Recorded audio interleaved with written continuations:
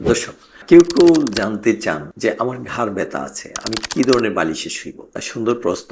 ঘাড় ব্যথার জন্য নির্দিষ্ট একটি বালিশ রয়েছে, সেটাকে বলে সার্ভাইকেল পিলো। সেই সার্ভাইকেল পিলো আপনি সংগ্রহ করতে পারেন। আপনার যদি ক্রনিক নেক পেইন হয়, আপনার যদি সার্ভাইকেল স্পন্ডাইলোসিস আছে, রিপিটেডলি এই ব্যথাটা আসতেছে, এরকম হয়, আপনার সার্ভাইকেল ডিস্ক প্রলেপস আছে, দেখা গেল যে একবার ভালো হচ্ছে, কদিন পরে আবার সমস্যা হচ্ছে, এই ধরনের সমস্যা হলে অবশ্যই আপনি একটা সার্ভাইকেল পিলু সংগ্রহ করবেন। সার্ভাইকেল পিলু বা কন্ট্রোল পিলু বলা হয় এগুলোকে।